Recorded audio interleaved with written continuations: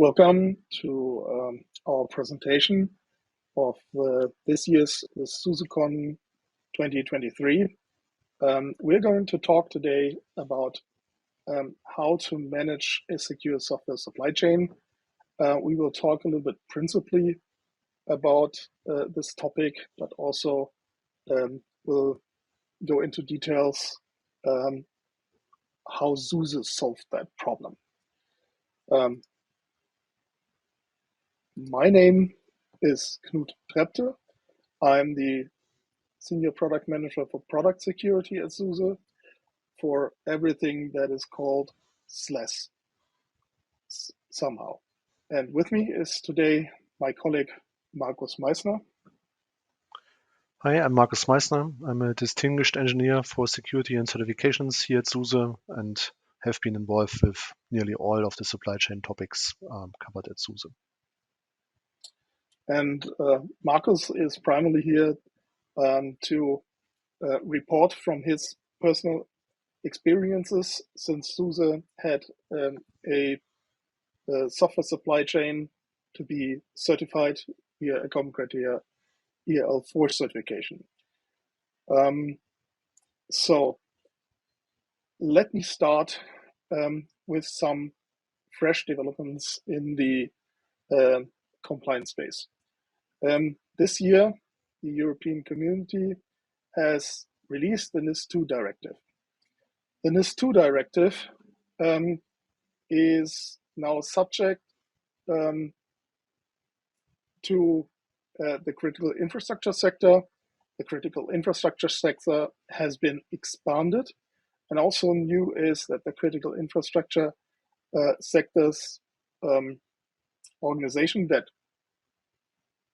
are counted to the critical infrastructure sector are expanded. So it means that if you are an organization of the following sectors, you will have to secure your entire IT towards these requirements listed in the NIS2 directive.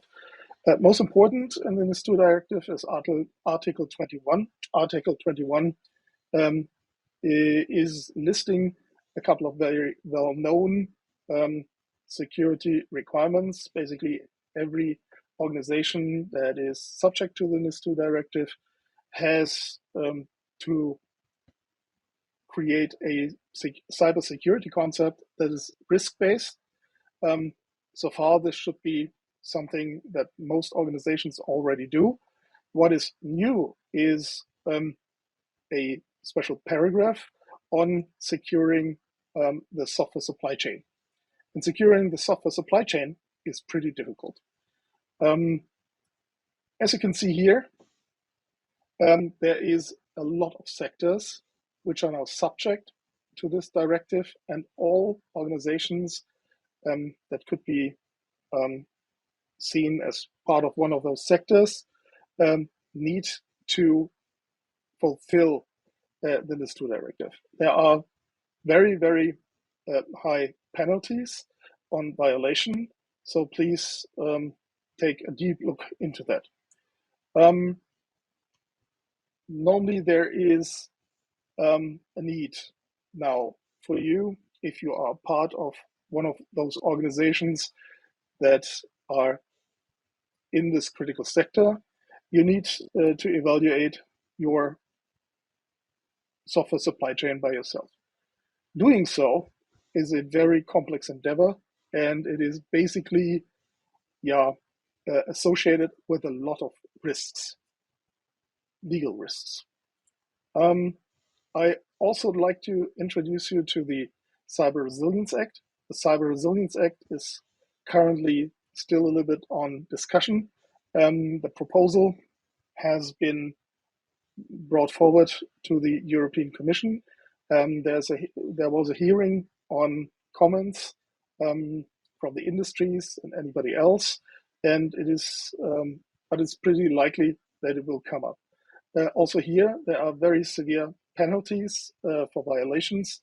It can go up to 2.5% of the annual turnover or 15 million maximum for essential non-compliance.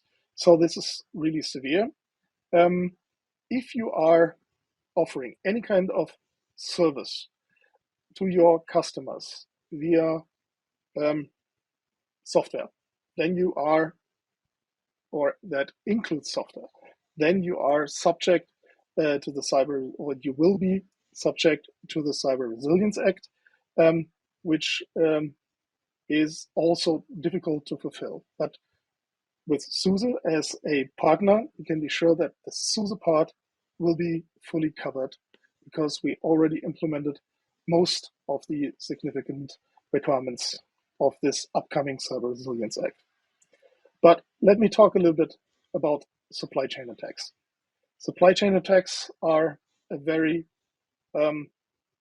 mean form of attack. And as you can see by this graph, the technological development of the bad guys has been evolved pretty decently. Also, the motivation for attacks is increasing in politics, geopolitical tensions. And as you might know, we are in such a situation. But even before that, the ENISA has counted 24 major supply chain attacks, starting from January 2020 till mid of 2021. And as you can see by this graph, it's an increasing cadence. Also, big names have been used as a vector for those attacks. And the list is pretty long. And as you can see by this list, it is pretty clear that size does not protect. In fact, it's also a little bit maybe seen at the other way around, because the bigger an organization is, the more it has to be careful, and the more potential entries for intruders have to be taken care of. The official recommendation towards you as a customer is basically evaluate your software supply chain by yourself. Well, good luck with that. Just the American norm about evaluating a supply chain. This is NIST Special Publication 800-218, has a lot of requirements to be fulfilled. And this is just all these pages there are just the high-level requirement list. There are low-level requirement lists behind that. So the big question is, how do you evaluate your software supply chain by yourself and prove it? The current situation is, if you follow that recommendation, every customer has to evaluate his supplier, and every supplier has to be evaluated by every customer. Well, that's a big endeavor. Just SUSE would, as an offerer, would just to be able to be evaluated on his offering, we would need to rent a football stadium to bring all customers in. And there's basically not enough qualified personnel on the planet just to realize this recommendation for Germany alone. Doesn't make sense. So the best way to organize this in a manner that is also doable should be, there's a central certification authority, and the central certification authority certifies the suppliers. The good news is we're already there. SUSE is already, with its entire software supply chain for SLES certified. The bad news is we're pretty much the only one so far. But evaluating a software supply chain is basically a very complex thing. But it needs to be done. And I introduce now the triathlon of evaluation, because you might face all of these all of these evaluations, whether you want it or not. You have to have an internal evaluation. If you choose to have not an internal evaluation, you should have one, and you just didn't do it, so it was very short. but it's not very advisable to follow that path. Then you can be sure that intruders will evaluate your security and the security of your software supply chain and your suppliers. And if something happens, you might even end up in a situation where you have to demonstrate your risk mitigations in court, and then the evaluation of your situation will start. The downside of that, if you start evaluating here, it is basically already one gap has been found. And you now need to explain to a judge why you haven't closed that gap. A good opportunity to solve this problem is to get a state recognized certification and evaluation of your software supply chain upfront. The nice part is you can do everything to fulfill that, and if gaps are found, you have the chance to close the gaps, and at the end you get a certificate. And if you end up in a court situation, you just pull out the certificate, or you point to your supplier that has been certified. What is the current situation in securing a software, or let's say certifying a software supply chain? Well, Common Criteria is a framework that is internationally present, and that helps with getting IT products certified. In 2016, there was something like a split. The NIAP decided not to go any longer with evaluation assurance levels in certifying Common Criteria certifications. Evaluation assurance level is basically how deep does a evaluator look into the organization and the product he's evaluating. The NIAP said, no, we will not do this. There is too much choice by the evaluator. We want to be strictly have a certification based on specifications. The only organizations that follow other parts of, for example, the BSI, where we did the Common Criteria for certification in 2021. So SUSE said to themselves, we will do both in order to demonstrate compliance by any means. Also, the NIAP certification is necessary for selling to the US federal government. The Common Criteria evaluation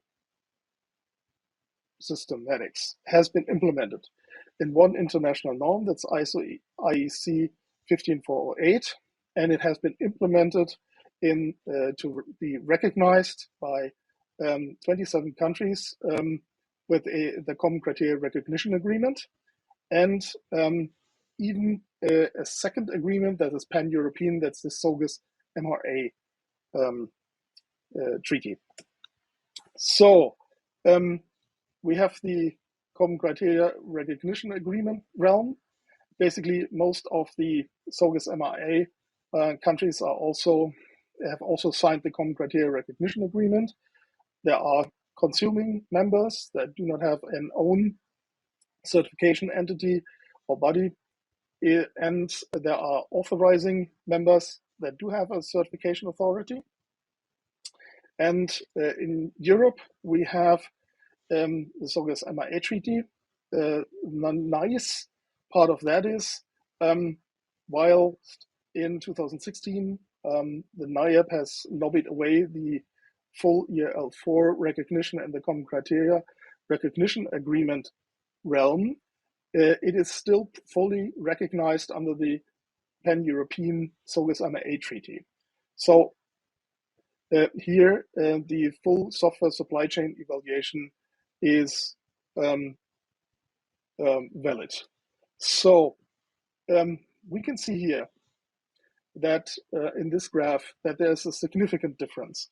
In the NIAP approach, there is basically just the product itself evaluated. But for you as a customer, which relies on the security of its supply chain, there are more factors than that to be taken into account. The company, the production environment, and even such things as security updates. And Markus, you can tell us a whole story, I guess, how intense such an evaluation is. Yeah, when doing this, we were really going over all our processes, documenting them, explaining them in detail to our certifiers.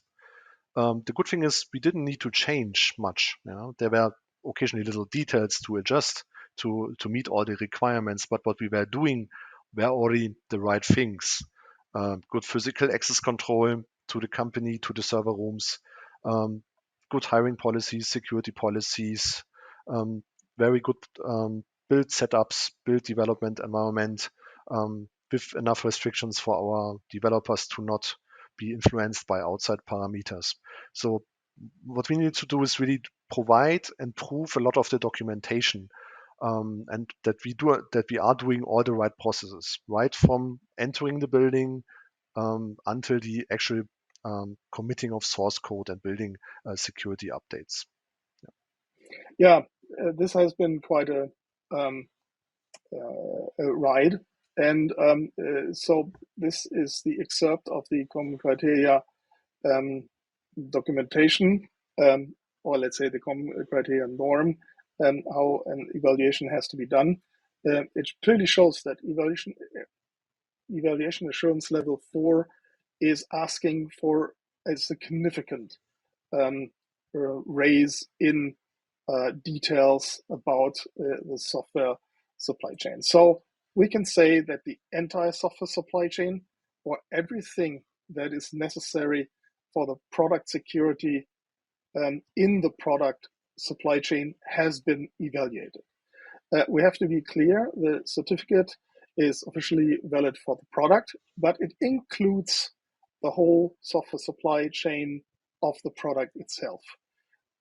Maybe you can say something about those details here. Yeah, so basically, it's not that we just have a special process for SLES. No, we have a defined process for all the SUSE products, and we are using the same process everywhere. So it's not just that SLES is, while SLES is being the certified product, it's of course also used for the enterprise desktop, for SUSE Manager, and so on. So starting here from taking in the community code, reviewing them, that's the most important thing, that we take a look, review that for problems, weaknesses, and so on. We also select the right packages, so that we look at, is it well maintained upstream, or is it outdated? Is it not longer maintained upstream? So that based on that, we select the packages to be put on our products. We have over our company lifetime improved our testing, including a lot of automated testing in the last years.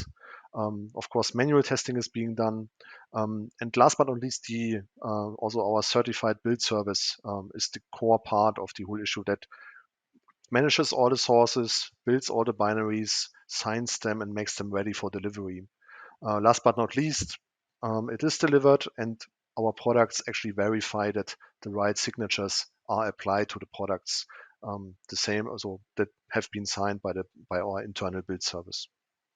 So the BSI has basically checked whether it is possible to inject malicious packages, which is not doable, since whenever you install a package via the SUSE installer zipper, the signature of the package is checked, and therefore the security or it is the authenticity of the product or the package is guaranteed. We had a nice handover of the certificate on the grounds of the General Consulate of the Federal Republic of Germany. It was accompanying the RSA conference last year. So the guy on the very left side is the head of the BSI, Arne Schönbohm. The guy on the right side is the German General Consul, of San Francisco, and the guy in the middle is a SUSE guy. We also had a seventh certificate that has been handed over. That is the NIAP OSPP Common Criteria certification. We could basically use some of those inputs and tests. So there have been some overlap in these certifications, but the Common Criteria EL4 certification goes far beyond, as we showed you, beyond the scope of the NIAP certification. There are other certifications out there, and you might have heard about ISO 27001. And just let me tell you that an ISO 27001 just tells you as a customer that a supplier has an ISMS and that he has systematics on securing cybersecurity.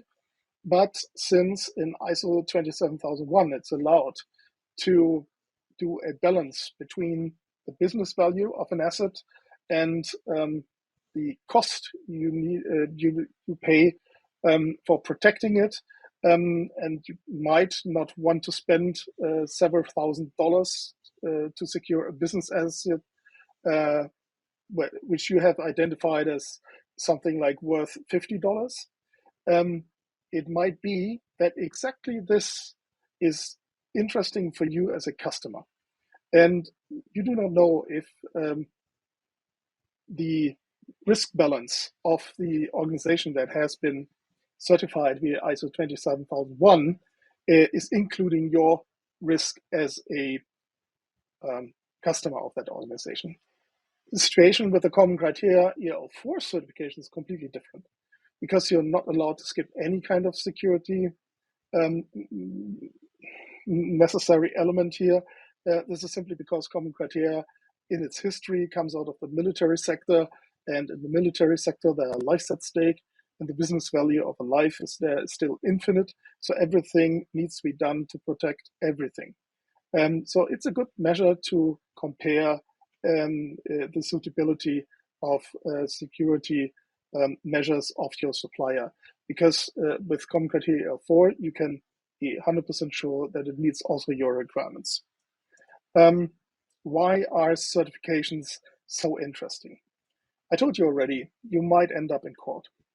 And there, if you are the head of an organization, which you do not completely own, but even if you own it, you need to demonstrate compliance in front of your customers, and this is the question is, how do you make clear that you did your job, and your job is to evaluate the risk and mitigate the risk, and one of those risks is cybersecurity. And the easiest way to demonstrate that you basically did your job is having it evaluated by a Common Criteria EL4 certification and others. As I told you, the European approach with the Common Criteria EL4 has a lot of advantages over the American approach. But since we did both with SUSE products, you simply have both advantages in the same place. So the big question is, where do you get your software from? And you want to make sure that your software supplier is providing enough security that you can demonstrate risk avoidance on your side by any means. Let me talk about one detail that has been very critical for achieving a Common Criteria EL4 certification, and this is attack surface. And this graph might show you in how many different aspects you have to take a look into. And Marcus, even in our certification, all these parts have taken a role, and there was intense evaluation on everything like that. And one of our core necessities was reducing the attack surface, right? Yeah, so during the certification, we really went through all the involved components, systems, services, personnel, processes that we use to develop our products. And this common criteria requires us basically to prove to 100% level that we are in full control of the whole development process. We identify the systems that are not under our control, remove them from the process if they were part of it, or at least avoid them, and really defined and documented and kept up to date what is actually used for building the product. This reduced the attack surface definitely. By, for instance, removing, not allowing cloud-based testing, which is kind of a disadvantage on one hand, but cloud-based testing would also disclose embargo security information. So these kind of faults go into it. So a lot of our IT is for that specific reason kept in-house so that we are in full control of that. So servers, networks, devices, and so on are under our control. Yes, and I think that classically these managed assets are something an organization takes control of and takes care of. But security relevant is much more, and there's a lot of other aspects that are most times under the surface. And I think we need to take care that those ones are taken care of, and the risks that might come in from that side are somehow excluded, right? Yes, not not exactly sure So what the word. yeah, I think some of those um, uh, Yeah, some of those points really, listed here. yeah, some of those really open with a can of worms, basically. So if you, as mentioned, if you allow cloud services in it, then you have basically to look at the whole cloud service if it is compliant or not, and you actually need to know about it. Also, contractors, in which company, which country do they work? Have they perhaps hidden requirements on them from their government? Or cloud services. For instance, SUSE uses Slack, and we had Slack is a cloud-hosted system. So for development, for embargoed fixes, we avoid, for instance, using the Slack service, but use an internal communication system for that. So this all was taken into account during the common criteria certification and during our also ongoing development process. And I think the interesting part here is we had to demonstrate a security concept that spans over all these things and that contains no gaps. And where the measures just fit to each other so that the risk is minimized. Um, but these multipliers here are very neuralgic points because um, each one of those points might bring in all the other kinds of assets and security relevant um, aspects which would increase the attack surface then of your organization. So, what are the hints we can give to our customers if they want to reduce their attack surface based on the experience we made? Is reduce the systems, reduce the sites, reduce cloud service providers, reduce contractors, reduce blind spots, and reduce especially the potential damage influence to the bare minimum possible in that areas. It's also important that you avoid unsafe locations, um, that you evaluate your software supply chain, that you basically want to ask for certifications of your suppliers in order to make sure that your suppliers have taken care. And if they have a common criteria L4 certification, this evaluation might be pretty short because you simply ask for it and note that there is a common criteria L4 certification, and then basically the security is already been demonstrated. You need to make sure that you treat your stuff fair and well, and anybody else who's relevant for your software security. If you pay people very bad, it might be very likely that they are open for, let's say, financial incentives to work against your organization. Avoid relocations, and if you have relocations going on, please make sure that everything is tightly planned, and you also want to avoid transport situation and travel situations as much as possible as part of this. Can you add anything, Marcus, to that? Yeah, just for the last part. So SUSE moved their company headquarters here in Nuremberg, and we spent quite some time on making the new site secure, discussing all the topics of how to transport your hardware safely from one place to the other. So this kind of things really also always need to be taken into account. Thank you, Marcus, and thank you for listening. If you are just following us online, please do not hesitate to contact us if you have further questions. And if you are present on the SUSECon, just reach out if you see me personally there and ask me any question you want. Thank you very much. Thank you.